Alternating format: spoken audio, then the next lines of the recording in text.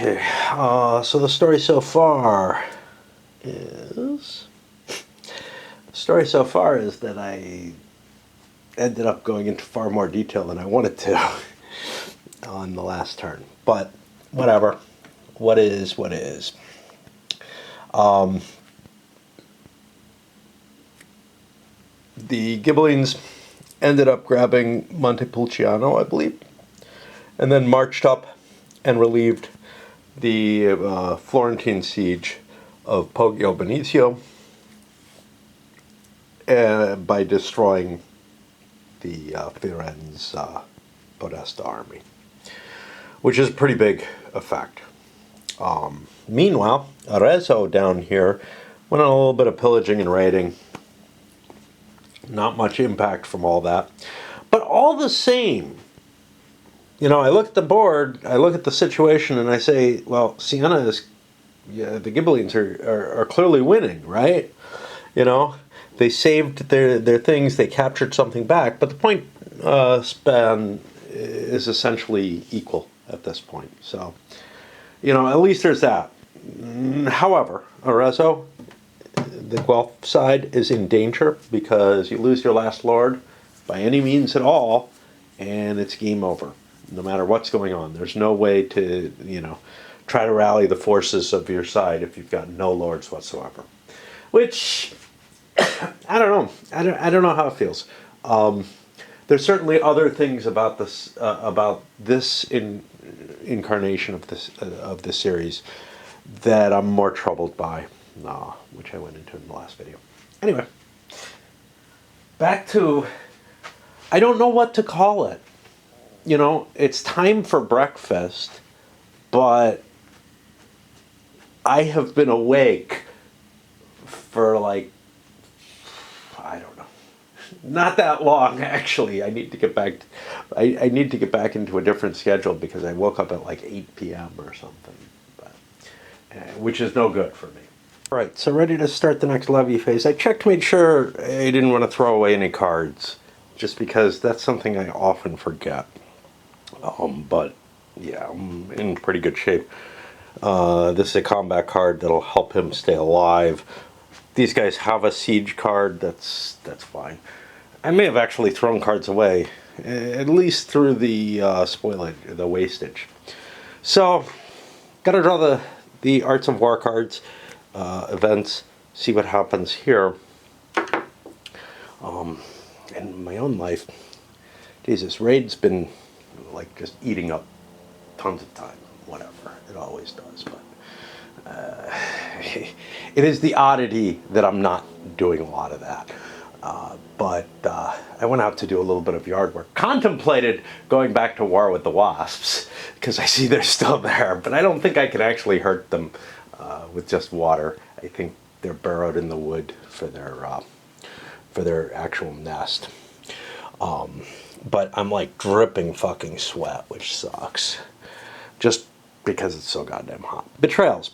For each stronghold with any Guelph siege markers, roll on revolt table or add 1 treachery.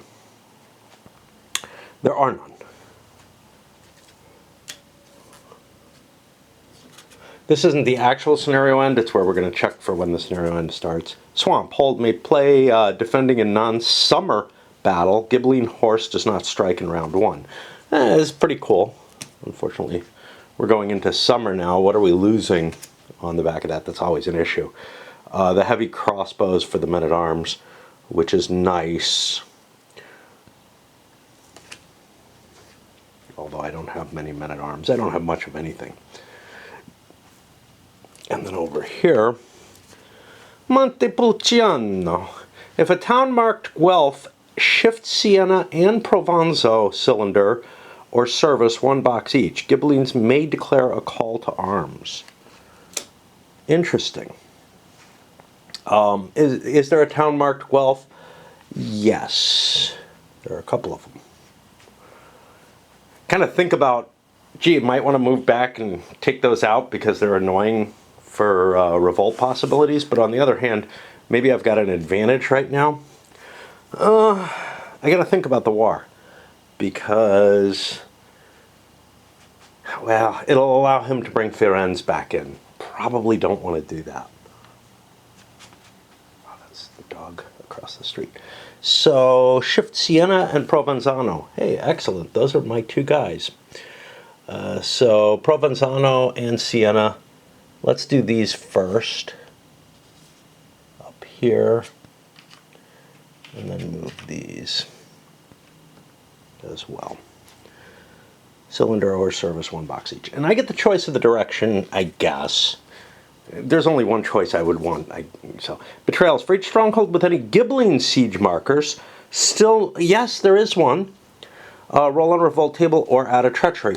I think I have a reasonable amount of treachery. I don't have the Provenzano, which is useful right now.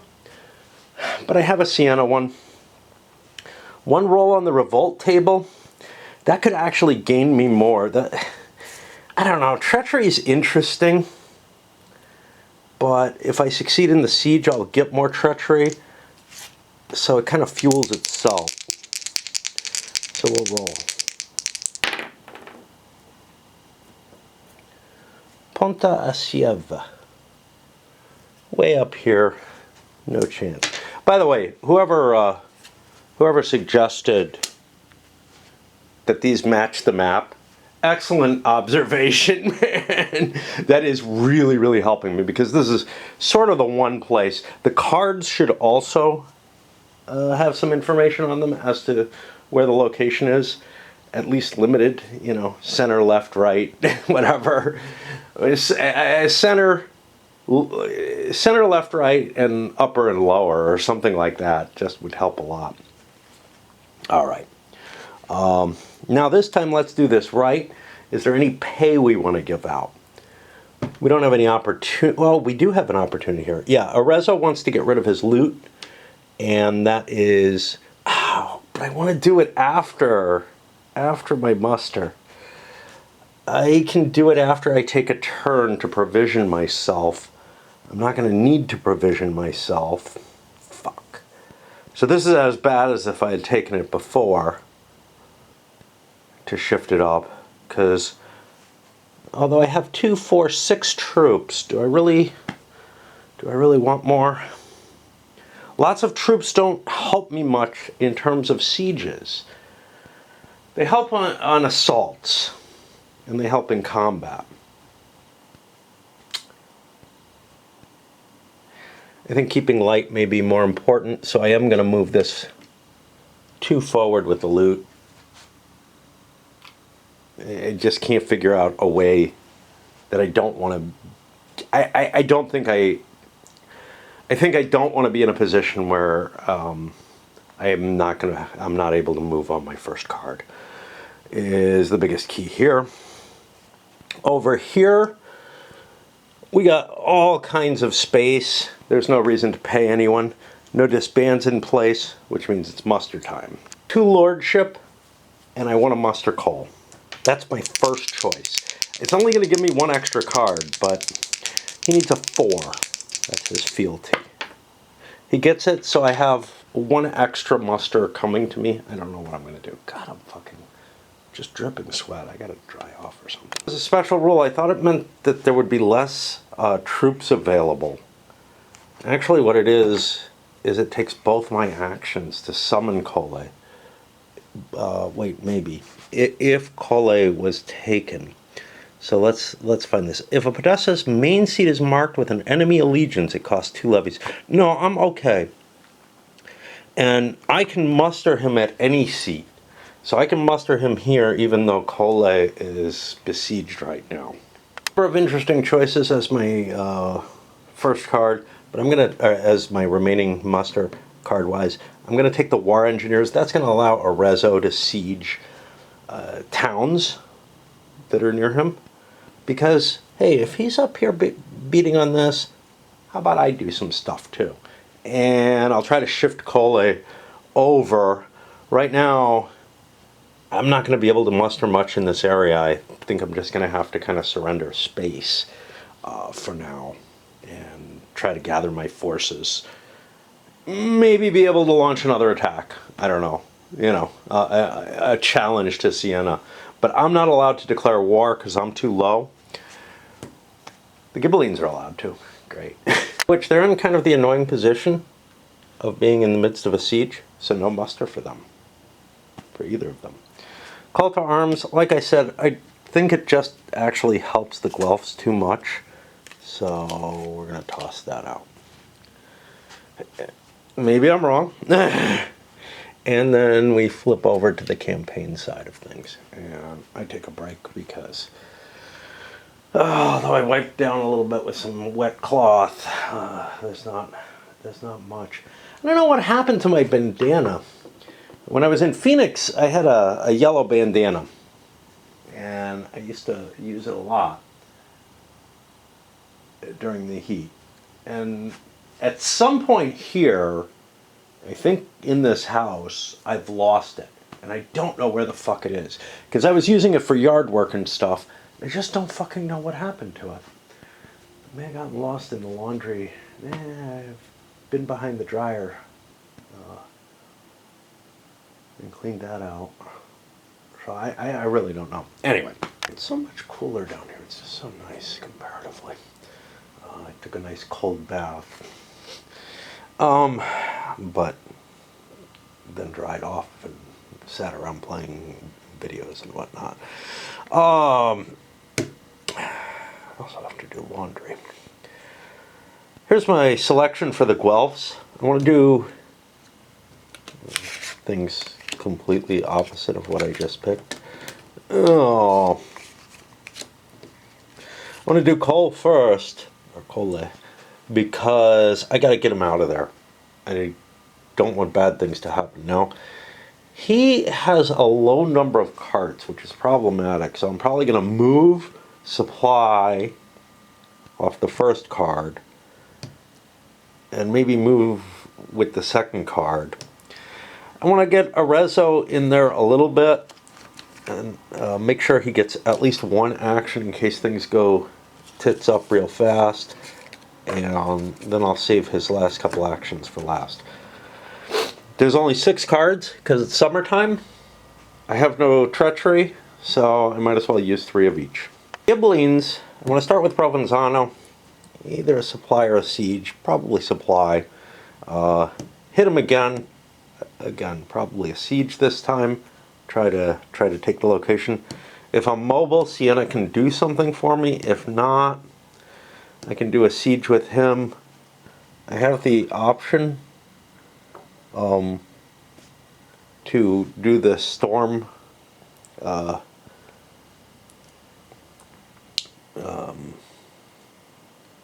action, which is appealing perhaps because this is enemy territory. I don't mind rubbling somebody's seat terribly much, although capturing is advantageous because it has to swing back. It becomes harder to take.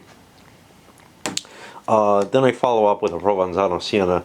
Not sure what's happening, but you know, supply movement is kind of my ordering on that. But my last card is tough for me to call.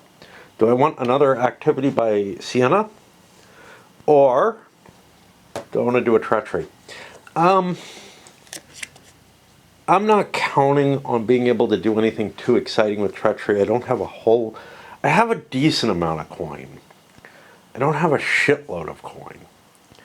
You know, like, let's say I capture this and I'm sieging this. I could bribe this, and that would get me quite far up into there. But I don't have a lot of I don't have a lot of conquered areas within his territory, although I do have this, but who knows, that may be falling. So I'm just going to be safe and play a Siena and ignore the treachery deck. I'm a little iffy on the treachery deck. And then we'll start here. What did I want to do? Cole. Could, of course, tax. I'm not going to get a chance to tax with him. Why don't I do that first off? Wasn't really my plan, but sometimes things change. Provenzano. How mobile am I? I only eat twice.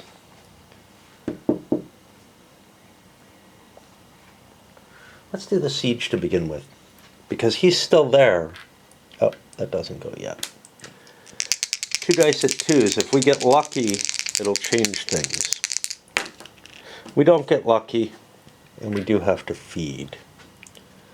We have all the food. This is one of the problems with only one lord having all the food, and now I'm planning on Sienna doing the movement actions. It means that things are a little bit more, I don't know, risky. You know, if I end up losing Provenzano in battle or something, I'm in a lot of trouble. Back to Cola. All right. We did our tax. We are going to move. And we only use 1 command for movement. We only have 1 cart. Let's not do that. We're going to collect supplies. We have stores and well water, so we can collect. No, we can only carry 2 provender. That's the problem. All right, we'll move 1, and then. Yeah, but that doesn't help either. Either way, then we collect our supplies, and then we eat. Just isn't really helping because we don't have enough carts. Another Provenzano.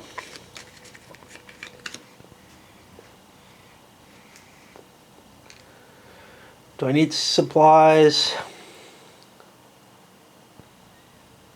I don't know. I mean, I don't need them, but I will need them soon, and my next card is Sienna, I believe. Let's supply this time. I have 9 carts. These are my locations. This eats 8 to get me 4 provender. That's 1 supply. Second supply, right? Or I could ravage. Let's ravage.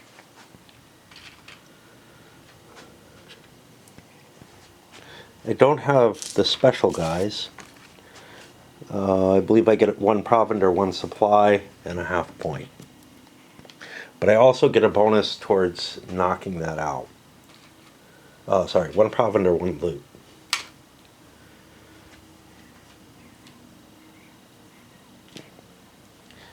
I could pay someone. Not yet. I'm not at a friendly location. Yeah, I know, I'm flipping every card.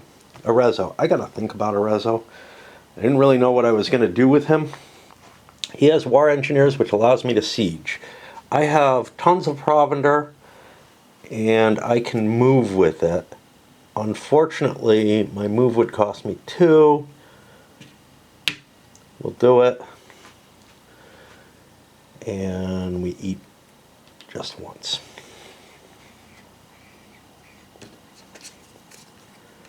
Sienna. Siege time, I think.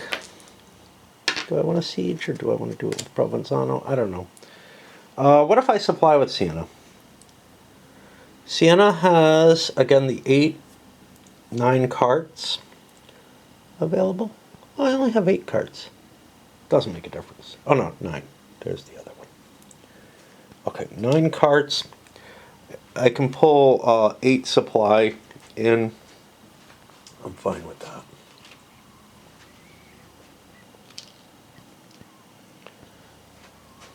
Yeah, I'm gathering up the supplies. Cole. Don't know what Cole's up to.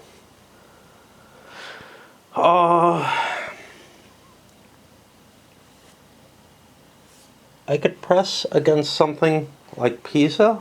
I'm not going to be able to do much there, but I could raid. You don't have a shitload of food. Got no more Cole cards. So if I were to move and ravage, I would be out of location. So instead I'm just going to move. I'm not laden, So I move 2 and I eat my supply. Again, this wasn't my plan, but... and it's my own fault that it's not. Now we're at Provenzano. I will siege. It's 2 dice looking for 4s. Not successful.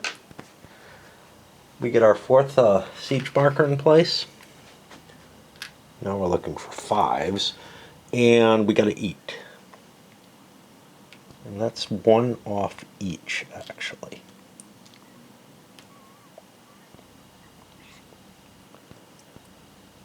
I can hold off on the loot because I haven't, well, I must hold off on the loot. Back over. Arezzo. Arezzo has enough provender. His supply sources are back here.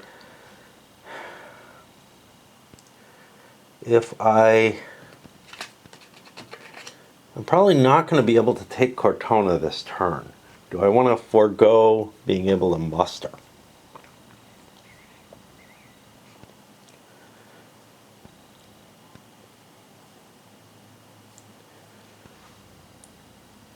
Let's move.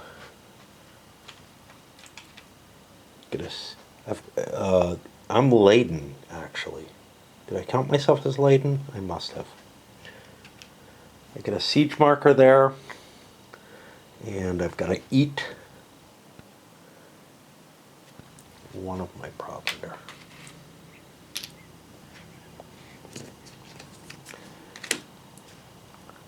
We siege again. 2 dice, we're at 5s. It's got to work sometime, but it ain't today. So this goes down to a 3, this goes to a 2. We really need to succeed here. Glad I didn't use a treachery. Because we want to own the location. Last card on them, it's an Arezzo. Well, I made my choices. So siege it is.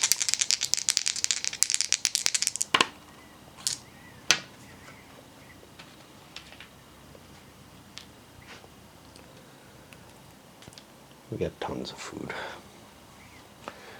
And last card up is a Sienna. Again, we siege at 5. We win this time. What does that mean? It means we have to follow the procedural dealing, because we don't know what happens otherwise. Set the allegiance. So we get 2 of these, which gets us 2 Ghibelline victory points. Still not far enough in the lead for a call to arms yet. There's going to be treachery off this, or possible revolts off this. Remove the siege markers. That's what we wanted to see. No spoils. It's surrendered, so 2 die rolls.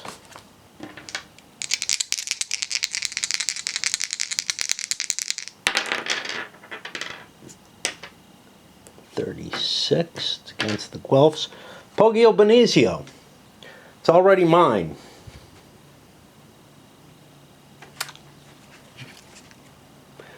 We have to flip back. Oh, I don't know if that's the location. Maybe.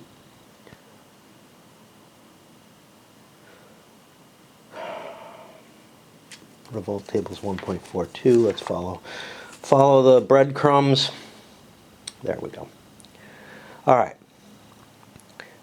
If it's currently enemy, if it's already marked friendly, I must, if able, select 1 adjacent enemy stronghold of the same or less value eligible for revolt. It revolts. So, I could either revolt Volterra here, or Sangibigano? It's a good question. Which one?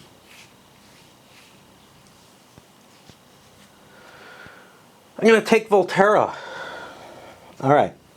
So that just revolted. Now we've got to find that. That's 1.44, which drops us here. I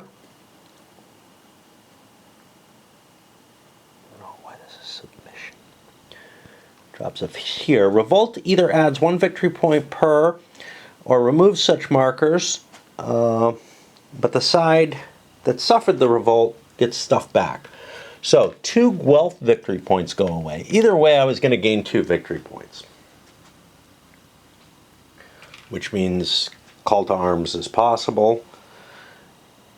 However, he gets 2 calendar markers. This guy is Firenze. Am I going to call to arms? If I'm going to call to arms, I don't want to drop him. All these are far enough ahead.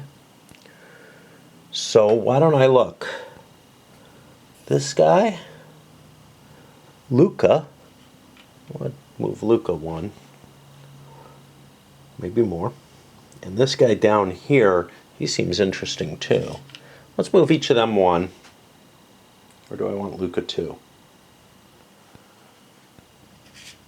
Let's move Luca 2. Bringing, more force to my side.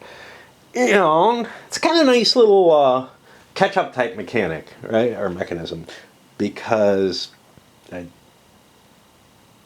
mechanic is someone who fixes the mechanisms. The game designer or tweaker. Right. Now I also get 2 more cards. There we go. We're out of treachery options now. We ought to start playing them. And that's the end of the road for the campaign. I think. I don't know. Maybe not.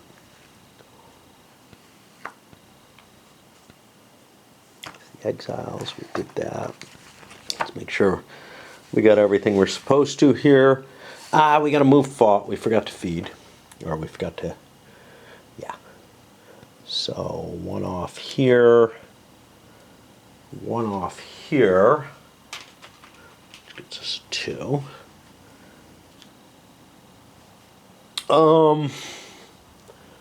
Provenzano and Siena.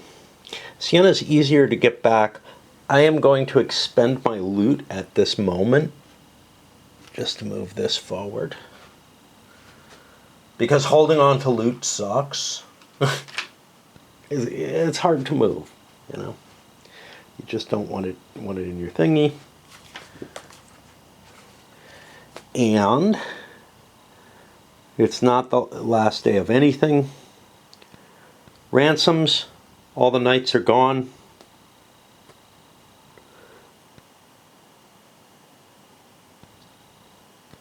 Nobody's got 3 or more siege markers. And waste. Provender for everyone except Cole, who lost a cart. Now, I'm out of carts at this point. I could have spent a coin on this, and then actually I wouldn't be doubled up. But I'm going to try to muster a couple of carts, get myself into a better position to do stuff. We'll see what we can do. And set any treachery in the stacks aside. Nobody played any. So now discard cards as desired. How do we want to discard? Good question. Is there anybody who doesn't like what they're sitting on?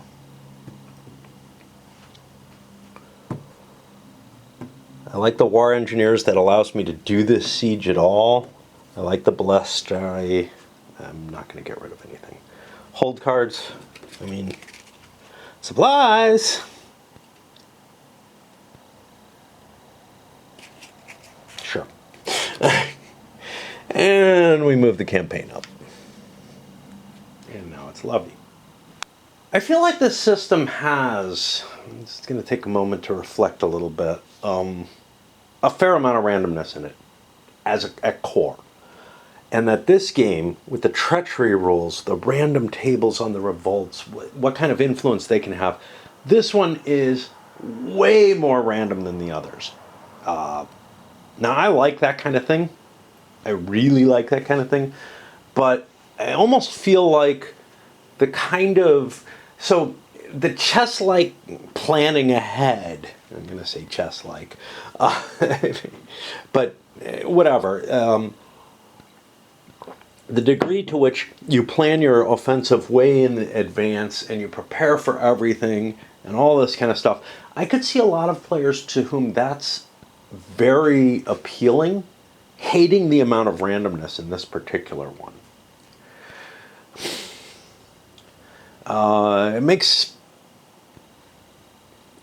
It makes Inferno more of a niche game, because people who tend to like a lot of, at least in my assumption, people who tend to like a lot of randomness, like me, don't really like planning a whole lot. They like to kind of throw things together and look for contingency type situations and hope to be able to have a broad enough, a strong enough basis to be able to deal with whatever comes up.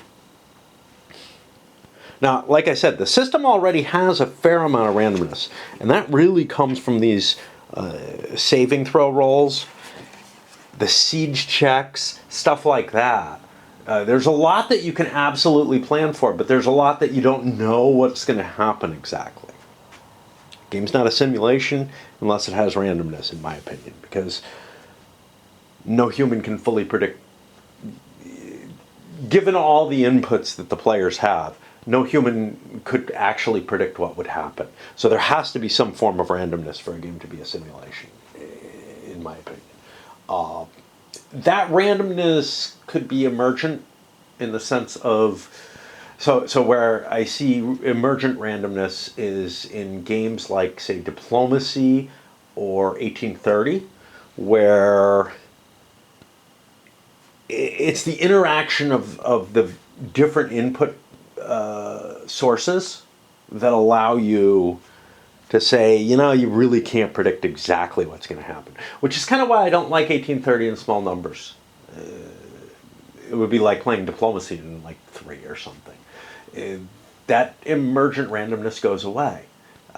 You've got a situation like the last time I played an 18XX game, I was playing with 2 other people, both of whom are less experienced than I am, although one is a huge XX fan, the other one is basically a complete newbie. But I could just sit back, lean back in my chair, and know exactly what each of them was going to do. I can't do that. Even with the randomness of the newbie, I knew what he would do, more or less, right? I could predict his different actions, and so I have all the branching fairly easily determined in a way that, like, figuring out a couple of turns in advance in chess or Go or something is quite possible. Figuring out much further than that isn't, but I don't need to. I just need to get through that train rush or whatever, that particular stock manipulation. Anyway. I don't like that in the same way that I don't like a lot of pre-planning and whatever. People who really like planning type games, I think they like to be able to see all the variables and understand and look a couple apply in advance or whatever, and be able to figure out, all right, this is the optimal move, right? And this series as a whole kind of, I think, leans more towards the planning side of things, but that may be because I have difficulty and don't really like planning. But I view the amount of randomness when you start throwing the revolt tables in and whatnot as really kind of going against that planner's delight, right? For me, I rather like it, although it did help create a situation where my mistake ended up ending the game on, turn 2, turn 3? Turn 3, I think, right away. had something similar in Almaravi, didn't I? Where the game almost ended? I don't know. Anyway. Just, but again, due to error rather than anything, you know, I could point to my own error and say, I could have planned better for this. I feel like something like OCS, there's plenty of room for planning and plenty of room for random events to happen, random die rolls to affect your planning. But I feel like it kind of sits in a balance that works for both players. I'm not sure that this particular game does. It almost feels like the burdens of each. The burden of the planning is so heavy, the burden of the random table is so heavy that it's going to turn off anyone who doesn't, at least to some extent, who doesn't like both things very much, who doesn't really like games that you have to plan heavily, but that there's a fair amount of randomness in. I don't know. More because of the burden than because of any kind of advantages that you get out of that. Like, you know, in OCS, you get advantages for planning more carefully, right? You get it because you can keep your supply to the exact amounts that you know, to the exact limits that you might need. You can keep in mind what the possible effects of your die rolls or what could be. But on the other hand, you could also play it kind of shooting from the hip, throw in a little too much supply, you know, leave yourself a lot of leeway for those die rolls. Or you can just, oops, I ran into a disaster, too bad. Well, that was still fun. Here I feel like the burden is heavy enough in both cases that it could really turn someone off. It could turn someone like me off because I don't like planning that much. And it's really close to that. The series has always been playing on the edge of that. And I feel like this one actually requires at least as much as others, even with the easier supply. That's not an issue. It just makes the numbers different. You know, harder to track because they're bigger. And the possible impact of the random revolts, wow, that's just potentially huge. Right, taking another break from Raid and mutilating my hair. It's hot, man. I had to get rid of more of it. Levy phase, shuffle the cards. Let's see what we got. Greek Fire, hold. Play on Besieging Lord to reduce to 1 siege marker and remove one of his units. Units, I believe, are these little wooden pieces. And discard one of his This Lord capabilities. Wow, that's a kind of potent set of things. Okay. And the second one, a Bloody Red Stream. Play in battle for the first Guelph Lord who routs instead to roll each unit's protection now to recover from rout. So in the midst of the battle, not aftermath. Once an entire Lord routs, his entire force can recover, well, whatever there is can recover and come back into the fight. That's also pretty impressive. Supplies! Play upon Besieging Stronghold. We have this. 2 siege markers, then storm up to 3 rounds with walls -2. And Montepulciano again. Montepulciano. If a town is marked Guelph, yes. Shift Siena and Provenzano 1 box each, and Ghibellines have a chance to call to arms again. We're in the lead. We wouldn't normally get it. Do we want it? I don't know. Certainly we can wait and see if the Guelphs choose to first. However, they're aware we have this, so. Okay, so Siena and Provenzano.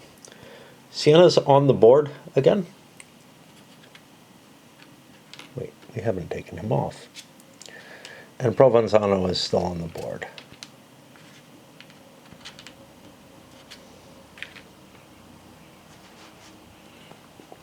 So they're more committed. And see, there's the advantage to leaving something in your backfield. The disadvantage is, of course, this is connected to a number of places that we really would rather not see revolt. You know, most notably Siena. Any real reason to pay anyone? Nothing's close to running out. And go over here. Arezzo is sieging, so he's not going to get a muster. Cole has one, but I think I just want to grab 2 carts because I don't have the provender to be able to march around sufficiently with what I have. Orleans, I have 2 lords available now. Santa Fiora, who starts down here, and Giordino, who's in Siena, and has 2 others, Massa and Martima. Where's these little squiggles? Oh no, it's one place. Okay. It looks like 2 different places. All right. So, yeah, this is helpful in terms of adding to where I am. But on the other hand, I could create a secondary force using a lieutenant down here. I don't know which is more appealing to me right now. But I'll tell you what I know I'm going to do. I have 3 lordship to both my people. I am going to try to get Giordino, but how am I going to allocate these points? That's a good fucking question. I would like more siege functionality over here, I think. Probably want that under Provenzano, so I'm going to take my first roll with Siena against Giordino. And I get him. That's going to put me down to a 2. I'll record it. Now the big question is whether I want Fiora in there, or if I just want a more powerful force over here to function. Because I basically have 2 ways I can do things. Let me look through my Arts of War and make a decision. The card I really want is the Gustatore. So I'm going to take some shots at Santa Fiora because there's another one, remember, that allows you to siege this War Engineers at any size. So I could have him in the background and try to take Montalcino here while pushing forward with these other forces. Of course, we might be at war here. We don't know. It's not our. We have a call for it, but we're not going to do it, I think. But the Guelphs are far enough behind at this point that they can. At 4 points, yeah. I believe that's the rule. So we take a roll here. Who's going to expend? Siena has a decent amount of carts. They both really do. I'm gonna fire this one off Siena again. And this happens on a 1 through 5, even better. Yay. Okay, that gets me down to a 1. And now I gotta think. Because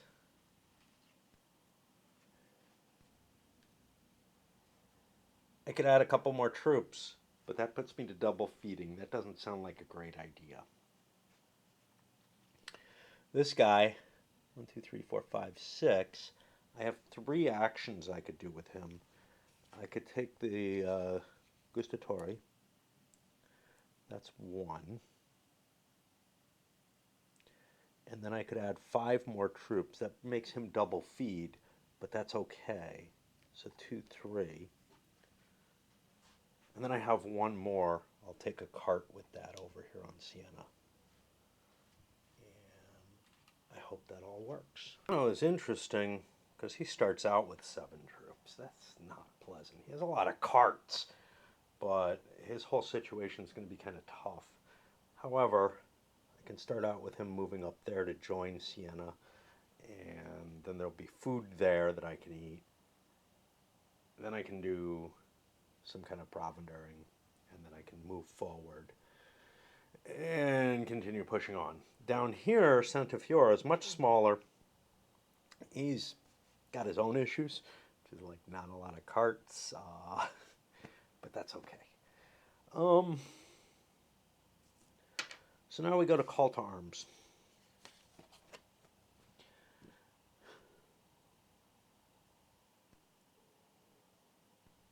Let's make sure. 3.5.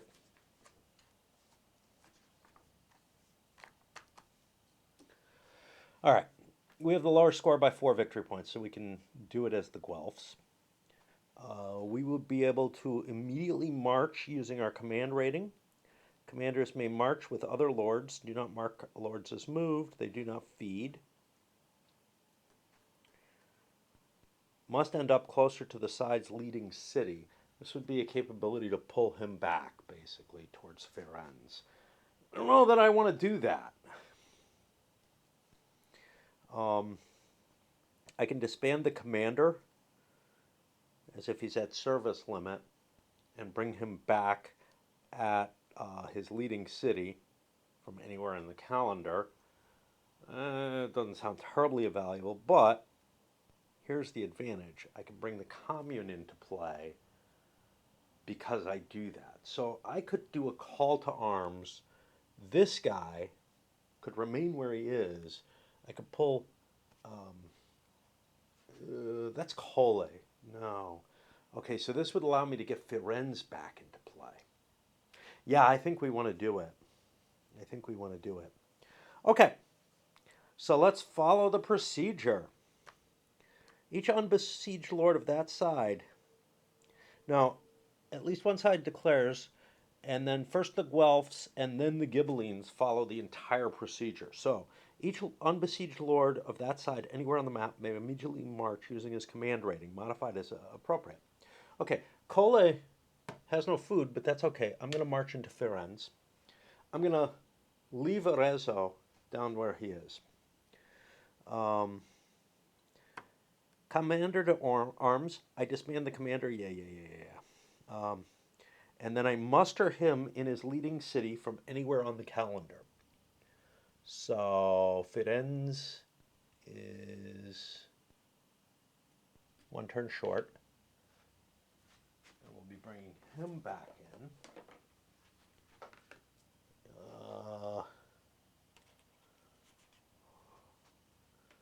Put these here. Did I grab the right thing? I already put it on the board. Let me, well, he has to go there. So it's a little different. Okay.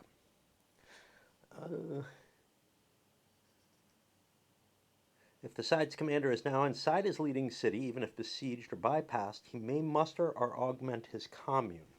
Sure. More troops, more troops. I may find that this is idiotic, that it's terribly wrong, but there we go.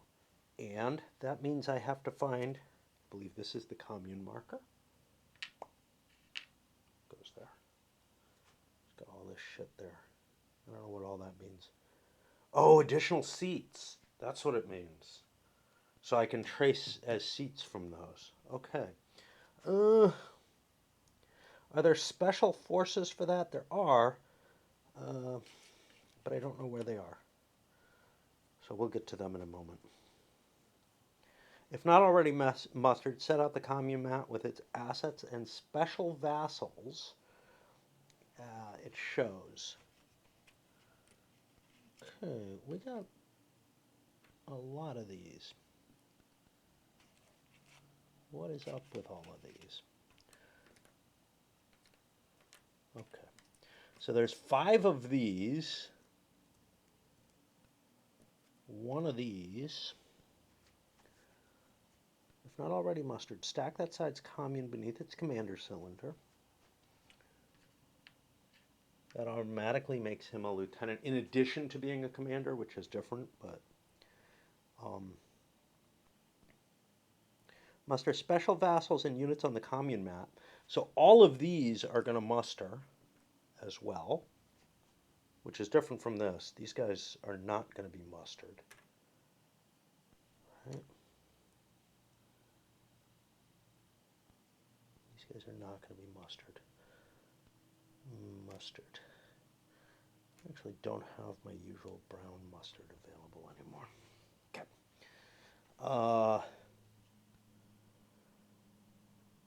The commune must end up with at least its Caroccio, which is this thing. So I will put that into play.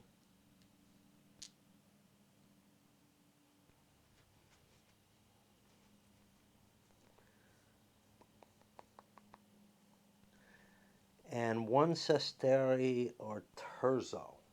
I don't know what those are. I think they're one of these, but I don't know which one is which. Terzi, 3.42, 3.53. 3.42. 3.53. Maybe we see it at 1.31. Yeah, that's probably leading city. 3.53, that's what we just looked at. Okay. Let's keep looking. Because we're trying to find a picture of what it is. Now, it might be this, it might not. Doesn't seem to say. So let's look for 1.31. See if that helps us. Nope. So we'll keep looking through components, hoping we see something else. Special vassals. Lord vassal and special vassal service markers front and back. Yeah, special vassal. All right. What does it say on the back of these? Sestieri. Okay, so all of these are sestieri. So the question then becomes, how much do I want? And I'm going to calculate that out because right now I have Firenze, the commune, and, well, I have the Podesta, the commune, and the Podesta of Cola. This is the minimum that I can muster. I could bring one of these in instead of this. This is my special one with more Cavalieri. I'd rather have the Cavalieri, I think. It's hard to tell, you know. If I have enough time to get resource cards and whatnot, that would make things different, but I don't get any. This is not one. Yeah. I'm wondering about, wait, what do I have to sticker now? Haven't I done that already?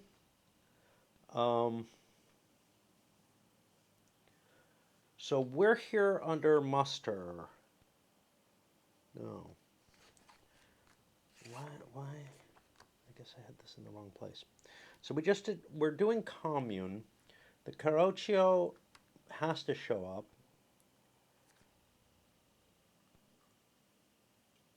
And this lord may reassign this lord cards between commander and commune map. This could be a value to pulling things there. But I don't have the commander on the board, so he doesn't have any.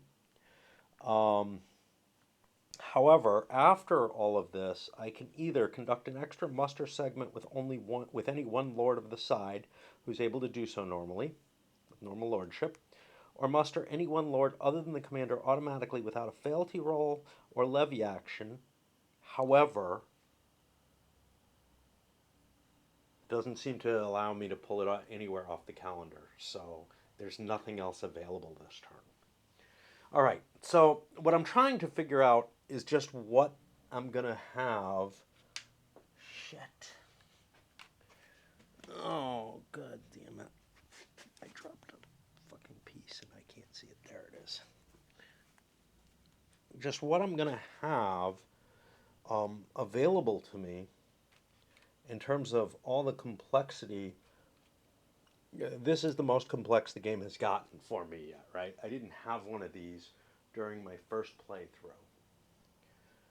It ended about this time, but maybe a little earlier. But anyway, too soon. Over here I have 2 coin, but 4 carts. And then, so the issue here is I have 2, 4, 6, 7 troops. Well, 8, 9, 10, definitely want to do that at least, right? Just to make sure that I'm not, that I've got a multiple. I was 1 over a multiple of 6, which is not what I want. So there those go. These guys actually go on here. Unlike most things. Yeah, they have a service number. I'm not positive of that. Okay, I've got to stop and check that. These are eligible or are controlled by the special vassal rolls. Now they have a die roll, but that's not for this, right? I don't think. I don't know.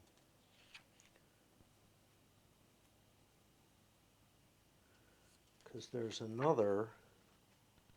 So they're not in this. They're not exempted here, which is what I was looking up. But now I found other things, which is what the fuck that die roll rating is for vassals. Roll to muster. What's up with that? In some cases, a commander can attempt to levy sestieri or terzi special vassals outside call to arm. His commune has to be in play. With an unmustered unit, he must be inside his leading city. For each levy action, select 1 and roll a die, and you can succeed. So, kind of, these are going to be a pain to get later. But I can get them now, which is, this should be on the board.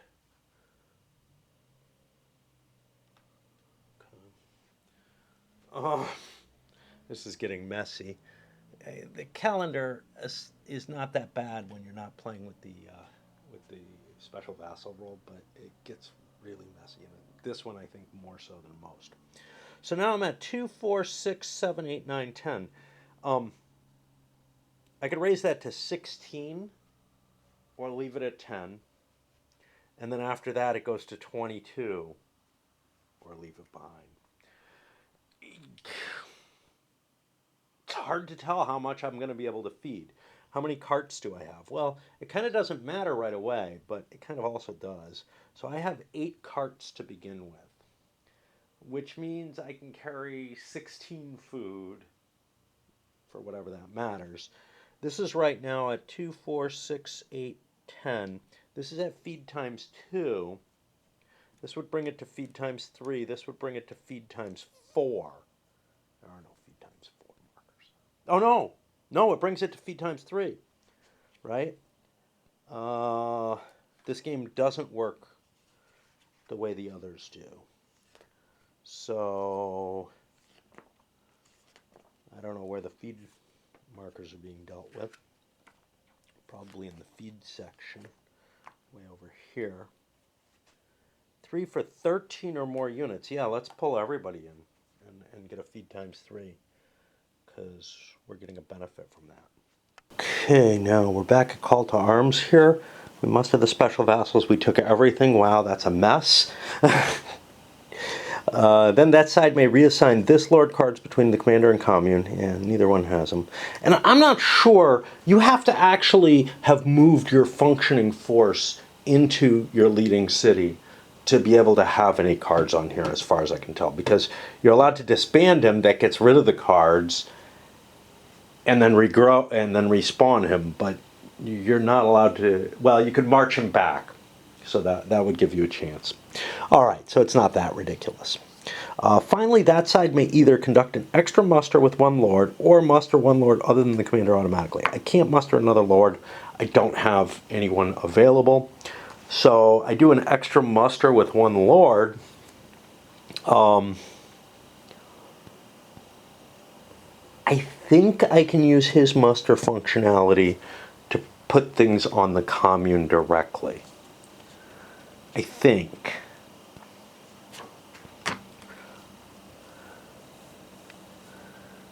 Podesta can be mustered on his main street seat, even if it's...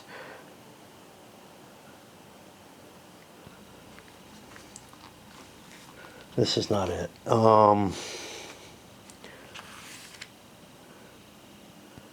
This is going to be something else. There's levying or something.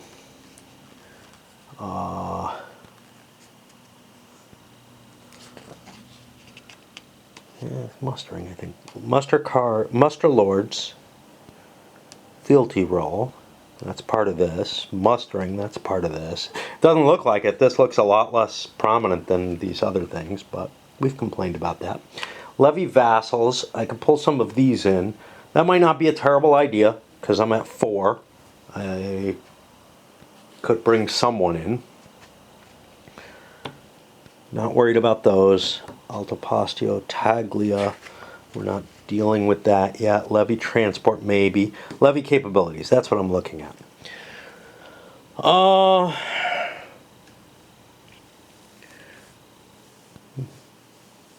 Okay, so yes, if I pick Firenze, I can levy capabilities for the commune. The commune has a huge fucking army, which is very appealing to add cards to for things that give bonuses to one of the to one of the troop types. So we're going to do that.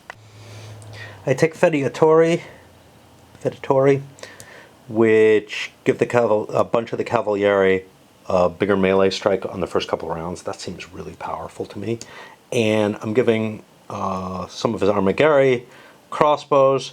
I could have done a combination of crossbows with the Pavises, which I can't remember the Italian term for them.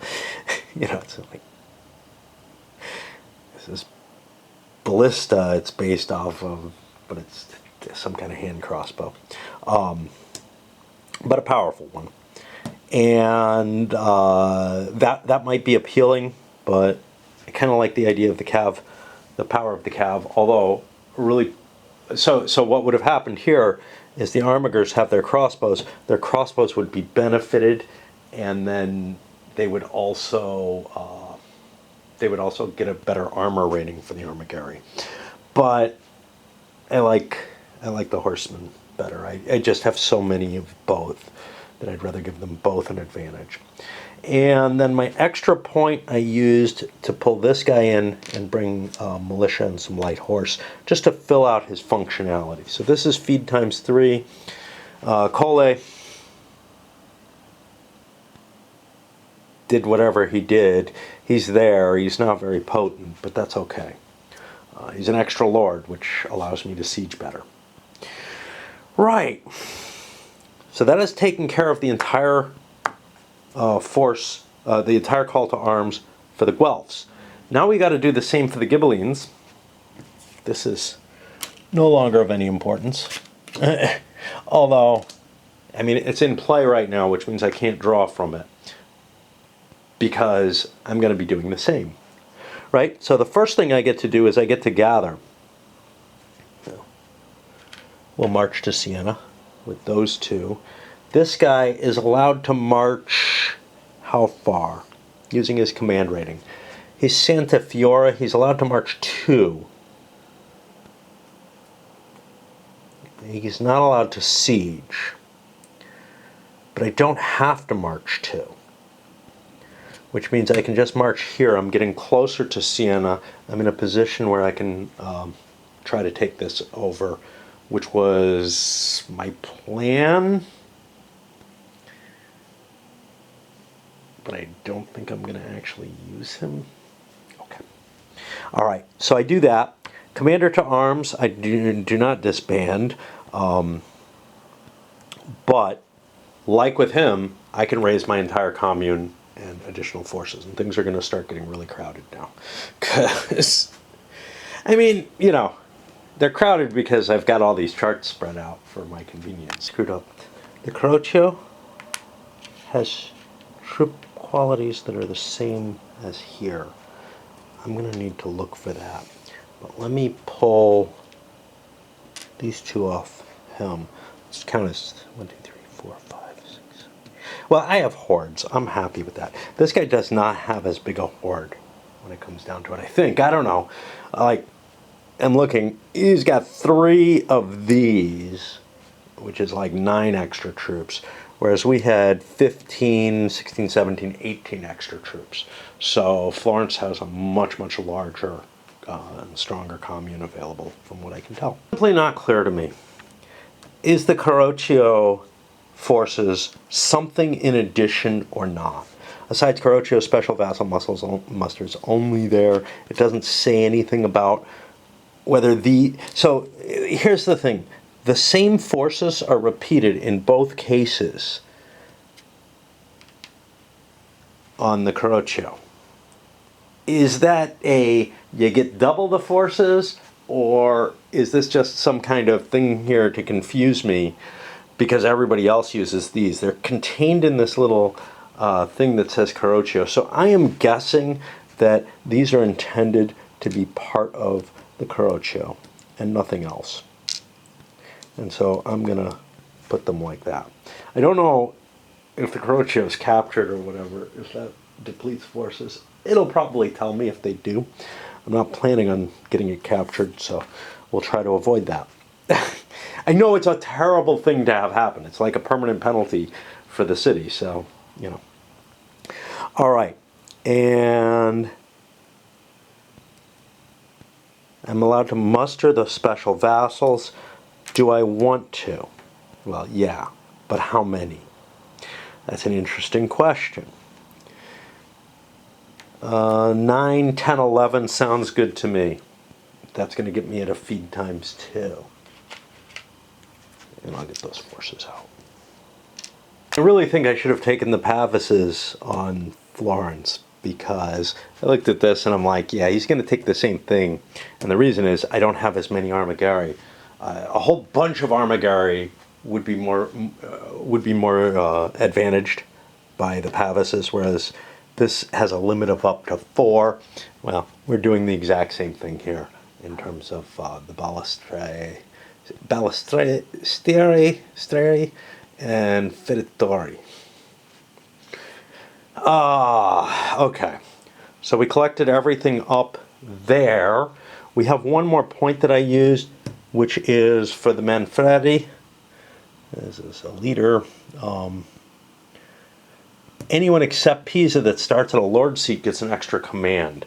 Why is that useful? Well, because there's lord seats on my way right up here. So I can move up to Poggio Bonzio or Bonizio, do actions from there, move up a little further. There's not another lord seat up here, even though this is not my side. It doesn't say of your side. Maybe it does over here. That would be fucking annoying, wouldn't it? So this is card S22, which is not in this book. Oops. Oh well, I've stopped reading. It was the cards I was at, so you know. S22. Wrong S22. We go to the next S22 because there's 2 sides. Command +1 means that a lord with command rating of 2 could take 3. Yeah, I understand that. The added command applies for that whether he ends up still at a friendly seat. Yeah, that's fine. Yeah, as far as I can tell, it's any lord seat, not vassal seat. It doesn't say friendly. It has to be a friendly controlled. Like, it says that is friendly. Yeah. Is friendly in which way? You know? But I think I can use Poggio Bonizio for this. It is friendly right now. Is there a definition of friendly? Maybe. Maybe it's more of the same side. 1.3.1.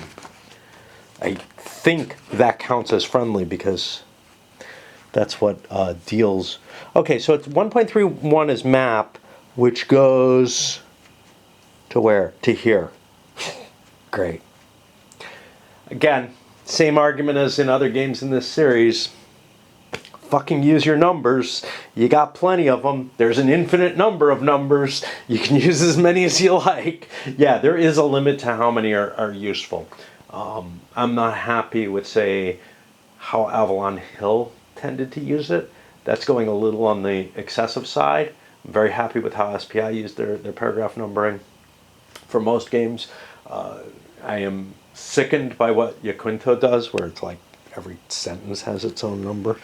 But that wouldn't be that bad if it's done right, just as an indexing into what we have. But so where do we see friendly? Do we see friendly listed anywhere? We don't. So now we have to start looking really, really carefully. Every fucking piece along here. Is this really what it was? 1.31? I can't find the index because I have this stupid thing in place. I'm pretty sure it was. Original. Okay. Okay, so here, a locale symbol is either purple or gold, shows its original allegiance, the side to which it is friendly, it is enemy to the other side. Yeah, this isn't worth it then. So I'll look for something else. The thing is, there has to be something that indicates, which side something controls. Maybe that's under the word control or whatever. I had assumed friendly indicated that, but, when you assume. The only thing I have a significant number of is men-at-arms. I could give them the heavy ballista, which just make them better at siege assaults. Am I going to do siege assaults? Maybe, but Sienna's not that big a force, so I'm not really sure I want him to function as that. Provenzano looks more appealing in a lot of ways. Now he has all kinds of bonuses too, but we don't know. So the cards that I'm thinking about grabbing as cards, and otherwise I could just grab a cart, which would be appealing. I don't want to grab this, it's going to increase my feed, and we don't want to do that. Is this Army Reserve, Siena, Provenzano, and Pisa, and that'll include the Commune, Cavalieri, and Battle Melee, strike ×2, but from round 3 on. So if I get into a big pitched battle, it may force these guys to leave early to avoid this. That's appealing. The other one that's interesting is this Sovrintendente. Ghibelline Castle garrisons replace their militia with crossbow ×1, but that's only castles. I'm going to go with the Army Reserve because I want to make this. I want to make a major land battle, and I want to be able to win that. I'm worried about his quantity. Now, actually, I'm probably not really all that in favor of having a field battle because that's so big compared to mine. But I have Provenzano with me. He's pretty good. Giordino has some pretty impressive forces. So I think I've got a shot, right? This may all come down to a single battle. That wouldn't be ahistorical at all. For everything to come down to the call to arms and one big battle. A lot of these levy and campaign games are kind of built around that. Like one battle, and if it's significant, if there's a significant victory, that is the game. I think we got a little further in Almoravid in a way that seems probably less historical, or not really ahistorical, but because I think the game does simulate situations well enough, but that didn't happen in terms of there being a major field battle and the game and the situation continuing in a war situation. I think that puts me through. I'm fatigued as hell by this. And in absolutely, it's not like I have I know what I need to do next. These come off the board. Because those were the excess. Just like from here with the little wagon funness. Alright. I'm going to go back up and see how my clan fight is doing. When I was on the campaign step, I knew I'd done the levy. And that, I don't like to leave things halfway through. But I gotta tell you, we just won our first kind of big clan fight in a long time. And it was like 4:30 in the morning. You got laundry going. The noise there. If it was a normal turn, like I've had it, for every other turn of this game, for every turn in Almoravid, I'd be fine. But with this call to arms situation, I just think there's just too much on the board right now and too much ready. And there's nothing that's really dependent on the levy. Like, I didn't have anything that I had pre-planned that I'm terribly ready for. I mean, I had this butthead down here. But I don't know that he's doing anything. His goal may simply be to stick around long enough, although I probably shouldn't have moved him if that's the case, long enough to muster next turn. But this is my key army here. Everything else is in that position. Everything for Florence is there. You know, question is, do we go try to pick off something like this? Well, it can run away. It gets hit, but it can run away. Or it can try to hide behind fortresses, which is a much safer opportunity. So we may be looking at the big showdown as kind of, and the game may be over after that. Anyway, I'm going to pause or not do anything, even though I came down here all set, tea, pipe, everything. I'm just not in shape to handle something this big right now. Unless I'm absolutely missing something. This was actually very easy to figure out for the Guelphs. I want Arezzo to get his siege done and get the hell out of there. And to do that, and he's got a decent amount of distance, so I'm not that worried about Siena. To do that, I'm giving Arezzo all his actions straight up, and then I'm giving Firenze all his actions. There's no cards for the commune. They operate as part of Firenze, essentially. And I don't know. I want to keep all the resources on Firenze. The only exception to that is I might conceivably want something over here in terms of if this ends up not having two of anything, but it has two of all kinds of stuff now. So right now I just want everything over on Firenze. And yeah. And this also gives me flexibility in that Firenze is going to have all his cards late.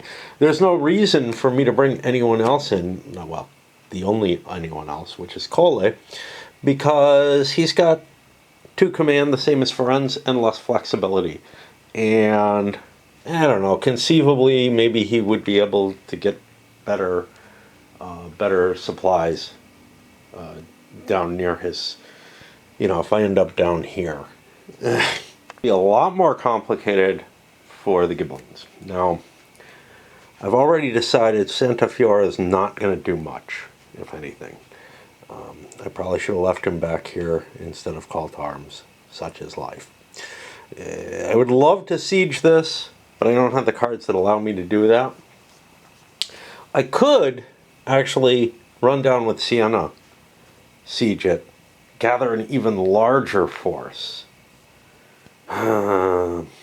But I rolled a die. Basically 1 to 4 I would go after this, 5 or 6 this. I feel like wiping Cole out is more important. I'm not expecting the Guelphs to be able to capture anything, convert, cause any treachery to happen back here. So I think my best strategy is exactly what Arezzo's worried about, which is that the entire force is going to try to move in that direction. Figuring out how to do that's not going to be trivial, though.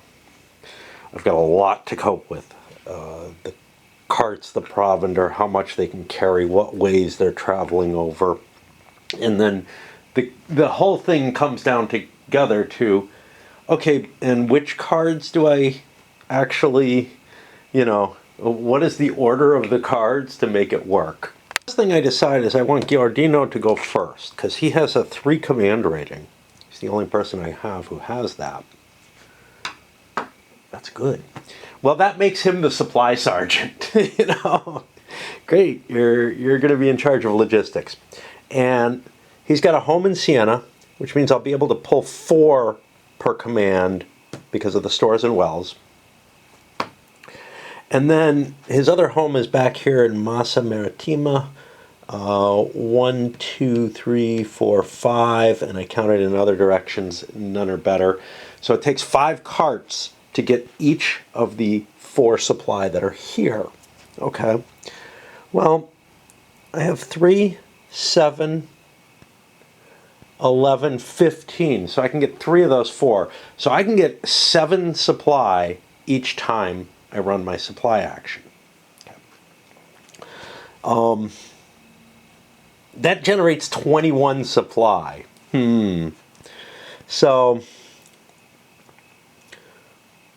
what can I carry? Well, I have, like I said, 15 carts. I can carry 30 supply, and 21 plus 8 puts me at like 29. So that's just about perfect. And I didn't really have to do much, and I'm not going to consider anything else. That's as good as it can get. So I'm going to start with him. But then where? Well, obviously Sienna's going to go next. But he only gets 2 actions. We are going to be... See, I could actually do another Giardino and pull another load of supply, but then I'd be laden moving across here. So this is going to get me as far as one of these 2. Then I'm going to have to feed 4, 6, 7. That's not too bad. I think I can do another Sienna movement, try to relieve the siege. At that point now, things have just gotten harder supply-wise. And I have to consider whether Provenzano, now maybe Sienna is able to slip in some, but whether Provenzano or Giardino is going to be the better choice for conducting the next supply action. Giordano, I might want to consider slipping a treachery in here. Depending on, you know, hey, can I get Arezzo from that? Or can I get what is this? Castiglione? For kind of cheap. Right? Trying to remember how this works. You bid. Yeah, so that's likely to fall, but it's not likely to be terribly cheap. It's how much money I throw in. Now, I have a fair amount of money. I don't think I want to throw in money, so I'm going to put another Sienna into place. That's 1, 2, 3, 4, 5 Siennas, or five cards in a row. I got one more card.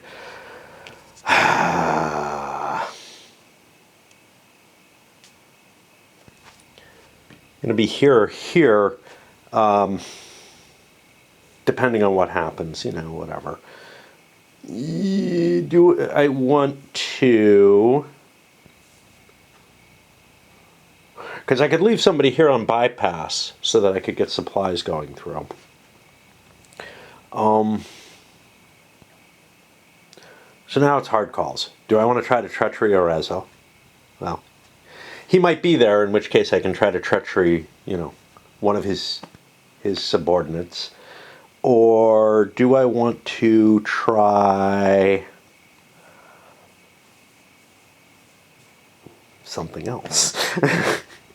Do I want to gather more supplies? I think this is probably my best option, to gather lots of supplies. So we're not going to play any treachery, although we have fistfuls of it. It just doesn't feel worth the risk. Because we're in pretty good shape, and if we can kill Arezzo, then we're moving up in this direction. We're moving back into position against Firenze's main force. I'm going to change my mind. I'm throwing Provenzo out of there, Giardino out of there, to grab Provenzo treachery, because I can't gain more treachery cards. I've got them all, which means, hey, we might as well spend them, see if we get something lucky. This could get us Arezzo, as far as I'm concerned, right? Which would be a huge boon to take that away. So, I guess it's time to start, right? We can create lieutenants. There aren't any real options. Commanders can't be lieutenants. I don't particularly want to create lieutenants in a force that a commander is in charge of, and these guys are off on their own. So Arezzo plays his card. I hope he has food. He has food. Yay! If he didn't, this would work very poorly, right? Okay, so he is going to attempt his siege. He gets 2 dice because it's a town. It's at 2 points. I could try pillaging or whatever, but I'm just hoping for my luck. My luck does not come through here. Arezzo has the war engineers, so he can do that. He can add another siege marker, but he only gets 1. And then I have to feed him, and he's small. It's good to be small. All right. Our next one is Giardino. Like I said, he produces a ridiculous amount of food. Actually, he produces too much food. This is where I mistook. You're only allowed 16 of any given asset, and he can't do anything about that. So that 21 food he's producing, he's only actually getting 16 of it. I didn't calculate down to the penny in terms of what I'm going to be doing over here. I hope this works. Like, the amounts I had were so ridiculously large, but I did count for another provisioning, I think. We're back to Arezzo, still has provisions. I get 2 dice, I only need 3s now. Still going for it. I don't get them. I'm in trouble now.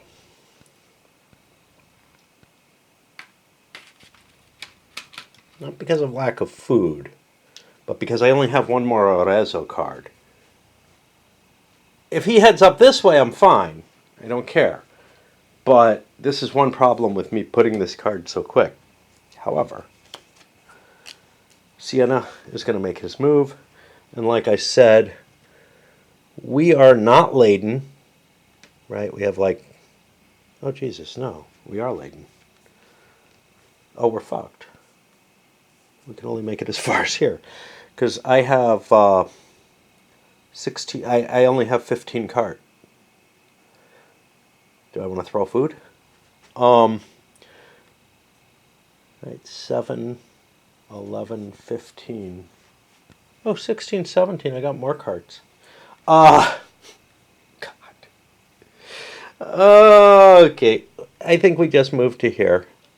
And we have to feed everybody. So feed 1. I owe 2.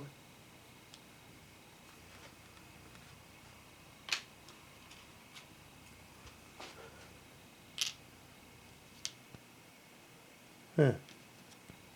2 of these. I owe 2 total. I owe 3, 4. That's that. I'm slow moving. This big old army is slow. Now, it's really not the size of the army that slows you down. It's the amount of provisions that you're carrying. And yeah.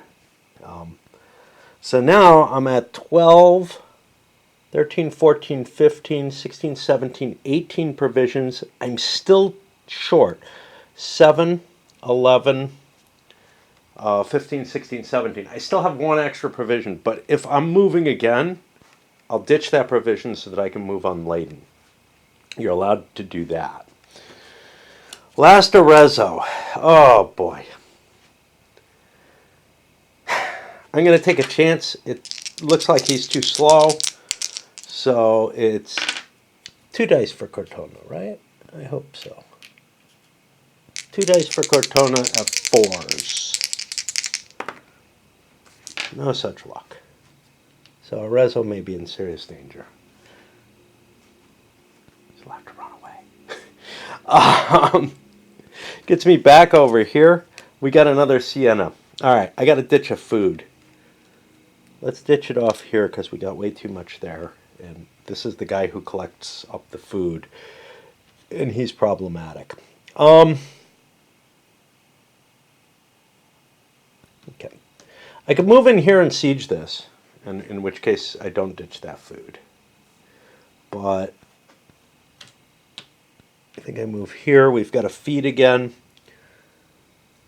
We one off there. I owe 2. Still owe 2. 3, 4 food. Okay. Now Arezzo's in a lot of trouble. Fit ends.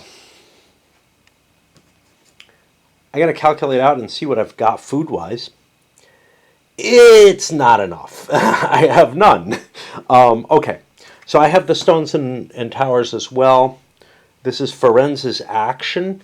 He's got something right next to him he can supply from, which means if I have 4 carts, I can pull another 4 food. My other seat is over here. I can't pull from that. So I'm allowed to pull 8 food. 8, 9, 10, I'm fine. That's 1. That's one of my actions. I can pull 8 food a shot. It would almost make sense to, I only have 2 provisions here. I'm going to do that because if I move, then I have to feed this army. And I'm only throwing away 2 food by doing that the way I did. Giardino.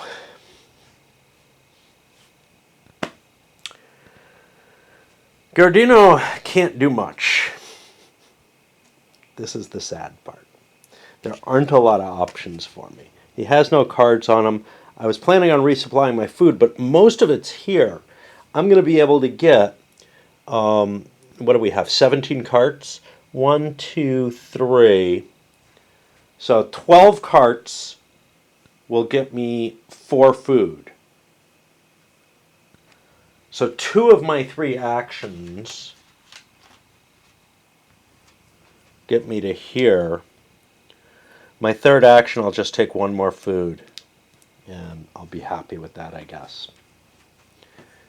Back to Firenze. Okay. He gets 2 actions, can move.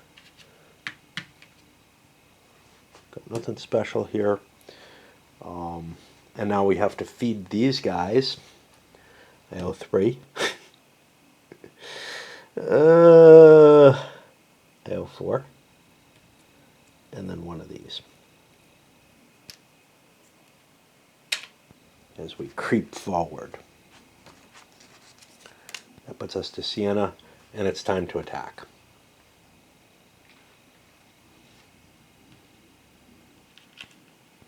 Before I move in there, I can do a feed with Siena. Oh, wait, this is crossing a track. Hold on. I got 16, 17, 18, 19 provisions. I have too much anyway already. All right, so we'll abandon 2 food because we're at 17 cards. We'll abandon 2 food before we move in. And we can't do a provisioning in the location we're at. Which means our turn kind of ends when we hit, but that's okay. Now we're going to avoid battle. This is the safety with Arezzo. Would have liked to have gotten further away, but that means both forces are moved fought. Now, avoiding battle means that I did not... Why did I throw food away? Because he might avoid battle. That's what I figured. Okay. Yeah, I threw food away because he might avoid battle. He's moved fought, but now Siena can move again, and he can avoid battle again. That puts us in here. I have to take a look at this. I have a treachery. Do I really want to chase him?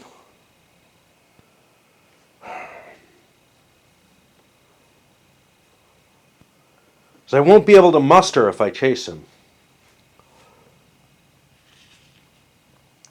What if I stay here? What could I do? I could grab food. Yeah. Okay. Let's mark both forces. I could grab food with Sienna. Sienna has the 17 carts coming back 1, 2, 3, 4. Oh, wait, just one. How about that? That's mine. Interesting. Okay. So 17 carts. 4 of them grab from here. That means I have 13 carts left. 3 will grab from here, so I can grab 7 food for Sienna before I feed.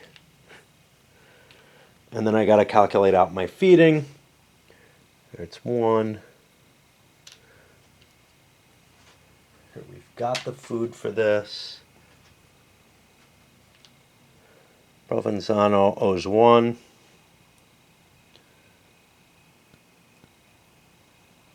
I'll take that off of him because his loads are big and he's good at provisioning.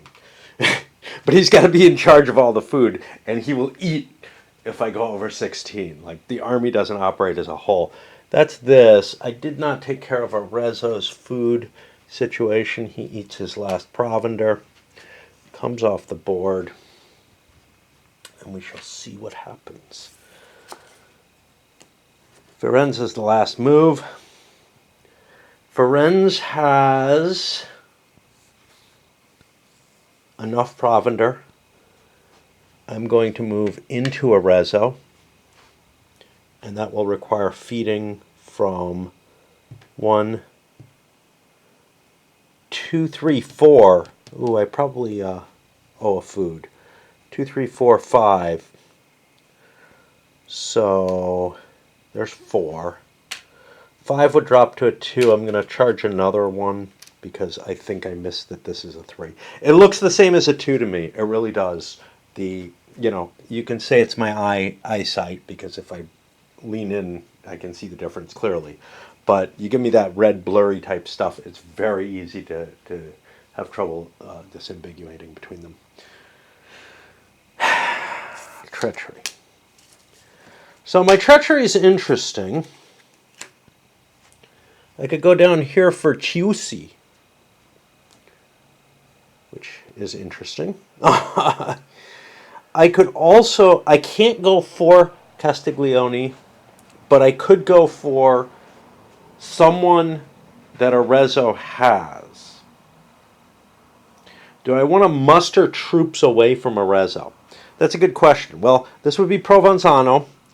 He currently has 2, 4, 6, 8, 10, 11. I would be upping my feed for decent forces.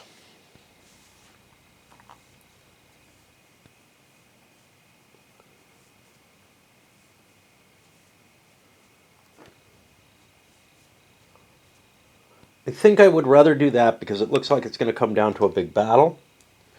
So I roll a die, and I believe I have to roll higher than a 2. Let me look that up. If we can find it. It's not trivial to find anything in this game.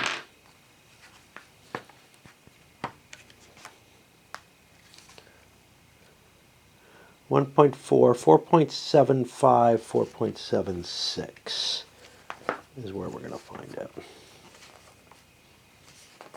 That makes it easier. If the roll is higher than the surface, we pay a coin. Yeah, let's go for that. So, oh, no. He's unmustered, which means we can only take... We can't take that. If this guy was mustered and on the board, that would be different. Of course, then I wouldn't notice him, and I wouldn't be able to find him and figure out who he was if he was over on the calendar. Again, that's the optional rule, and it does... In most of the games in the series, it's no big deal. In this one, it's creating additional burdens because of treachery and maybe some other things as well. Like the huge fucking piles that are showing up over there. Okay, so what do I use my treachery for? The only places I can take are here. So let's see what those are like. Those are under this guy. Let's go for the big one. If there was a 1, I would take it gladly, because this is going to up my feed. 2, 4, 6, 7, 8, 9, 10, 11. It's going to up my feeding requirement to a 3. But let's roll. We get high enough, we pay a coin, and now something really weird happens.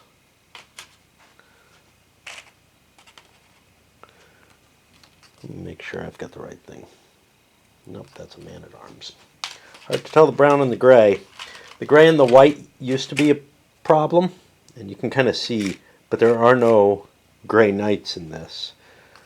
So Provenzano gets this, and I can put these extra troops here or not. This is a turncoat that's associated with him now, and he's no longer available down there. So there's that. And we're at the end of the campaign. It's the last turn of summer. Nothing special there. No ransoms, no knights in play. There, the game didn't end. Repairs, no sieges underway. And now the usual waste cost. The treachery card that was used gets discarded. Probably not going to see a lot of treachery happening in the near future. I got rid of provender, then carts for everyone. There's some thought, like Arezzo, does he want to get rid of the war engineers? I'm probably not going to need them. The game is going to come down to this one massive battle. I think. There's no guarantee of that, though. Yeah, you know what? I'm going to do that. I got enough forces I can siege stuff if I need to. But the big key here is taking on the enemy. Over here, Santa Fiora gets away for free. But for the rest of these, I went with the same. Again, I could get rid of this and get a cart back. But I don't really need more provender. Do I need more carts? Maybe, but yeah, so I'm not too unhappy. The only real question is, do I want this? This is a very powerful card. It allows me to siege more rapidly. So if the game doesn't end, but I win the battle, I'll be able to take stuff. Yeah, but I win the battle. I'll be able to take stuff anyway. Screw it. Alright. And as I'm hinting, there's a damn high chance the game is going to be over either on this turn or very soon after, right? Because the results of, if the battle is decisive, the results of the battle may just determine the entire game. And that is as it should be as far as I'm concerned. It feels a little too tight, but honestly, the victory point differentiation is what forced this. The Guelphs said, yeah, I'm losing right now, and I'm losing by enough that, and in a position where I do want to start the overall war. And with the overall war starting, different things could have happened, but it coalesced to a situation where the two armies are standing off against each other. Do both of them feel like they have a pretty good idea, pretty good chance? It's hard to tell, Like, I don't have a good concept of how a battle this big would happen. There is a scenario in here to handle the major battle, and that's it. Sort of a mini scenario that doesn't play with most of the roles. It just gives you a big battle and shows it out. But over on this side, I'm saying, I got a whole lot of troops, a whole lot of cavalieri. There's bonuses to some of them. This is going to be a pretty damn potent force going in. And over on this side, I'm looking and I'm saying, okay, maybe he outnumbers me, but I have more men-at-arms. I think I have better armor overall. I'm not sure, but Giordino with his knights, I